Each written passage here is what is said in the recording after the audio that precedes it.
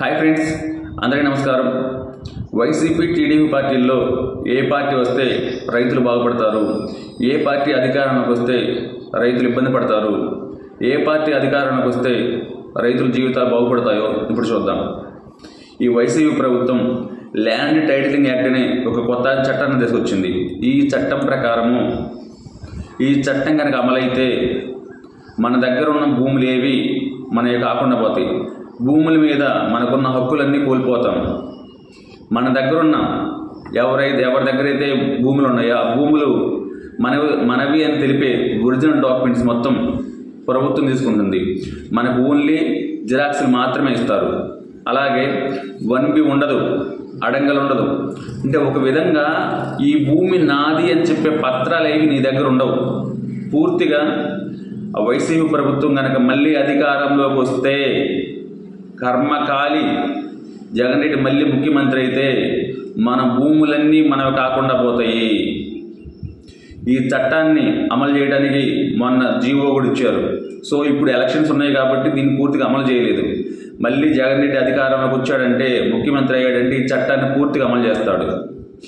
19 నుంచి 24 దాకా ఈ 5 సంవత్సరాల కాలంలో ప్రభుత్వ భూములు, ప్రభుత్వ భవనాలు, చివరికి రాష్ట్ర సచివాలయాన్ని కూడా తాకట్టు పెట్టి అప్పులు తీసుకొచ్చి 10 రూపాయలు తీసుకొస్తే 10 రూపాయలు 2 రూపాయలు మనకిచ్చి 8 రూపాయలు వైసీపీ వాళ్ళు జేబులు వేసుకొని రాష్ట్రాన్ని అప్పులు పాలు చేశారు. మళ్ళీ అధికారంలోకి వస్తే వాళ్ళకి అప్పులు ఇచ్చేవాళ్ళు లేరు.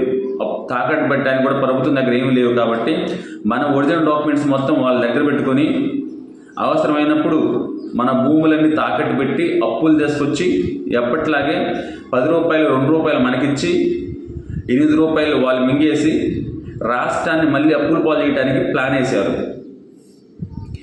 ఆంధ్రప్రదేశ్లో రైతులు మేలుకోకపోతే ఆంధ్రప్రదేశ్ రైతులకి తీవ్ర అన్యాయం జరుగుతుంది.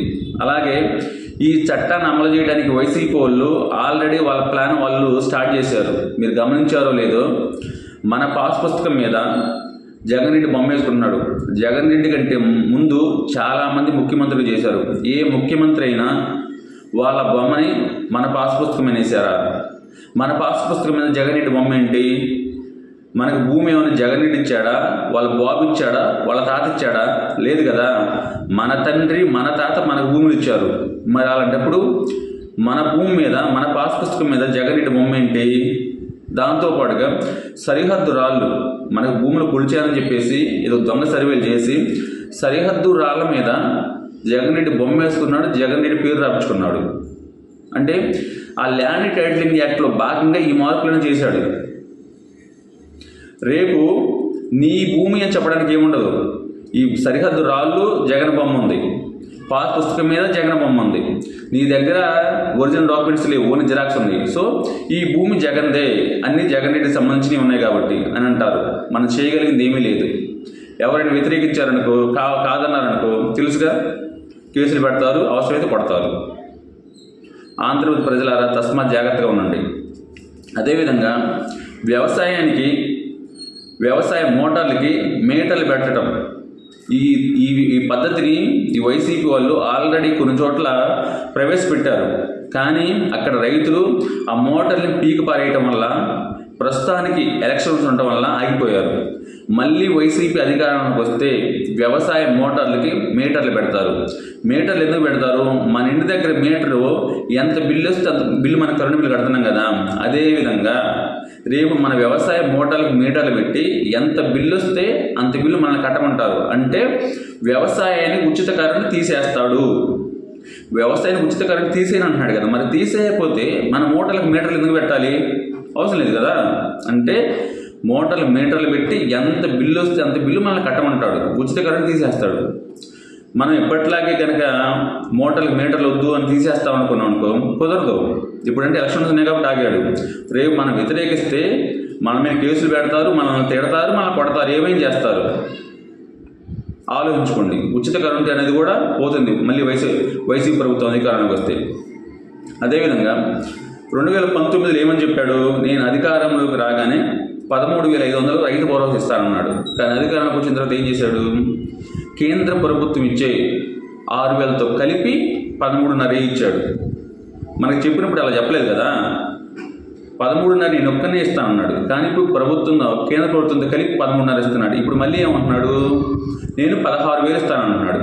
ఈ 16,000 అయినా సరిగా ఇస్తాడా? అది ఉండదు కదా. ఒకసారి మీరే ఆలోచించుకోండి. మనకి ధరల స్థిరీకరణ ఇది అన్నాడు, ఏమైనా ఉన్నాయా? గోడౌన్లు ఏర్పాటు చేస్తానన్నాడు, ఏర్పాటు చేశాడా? లేదు. కోల్డ్ స్టోరేజ్లు ఏర్పాటు చేస్తానన్నాడు, చేశాడా? లేదు. మళ్ళీ వైసీపీ ప్రభుత్వం వచ్చిందంటే రైతులకి తీవ్ర అన్యాయం జరిగింది. అదే టీడీపీ ప్రభుత్వం అధికారంలోకి వస్తే ఈ వైసీపీ వాళ్ళు ఏదైతే చట్టాన్ని దగ్గొచ్చారో ల్యాండ్ టైటిలింగ్ యాక్ట్ అనే చట్టాన్ని పూర్తిగా రద్దు చేస్తారు. ఎప్పటిలాగే మన డాక్యుమెంట్స్ మన దగ్గరే ఉంటాయి, మన భూముల మీద మనకే పూర్తి సర్వ హక్కులు ఉంటాయి, ఎప్పటిలాగే 1B అడంగులు ఉంటాయి. అలాగే మోటార్లకు మీటర్లు పెట్టే పద్ధతిని కూడా టీడీపీ ప్రభుత్వం రాగానే తీసేస్తారు. ఇంకొకటి, రైతులకి ప్రతి సంవత్సరం కూడా ఆర్థిక సాయంగా 20,000 ఆర్థిక సాయం ఇస్తారు. వైసీపీ వాళ్ళు చెప్పిందంతా 13.5 చెప్పారు, మొన్న మళ్ళీ 16 చెప్పారు. కానీ టీడీపీ ప్రభుత్వం వస్తే ప్రతి రైతుకి 20,000 ఆర్థిక సహాయం ఇస్తారు.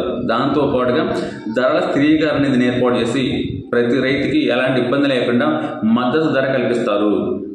ఏదైనా వర్షాల వల్ల, తుఫానుల వల్ల పంట నష్టం జరిగితే వెంటనే నష్టపరిహారం చెల్లించేలా చేస్తారు.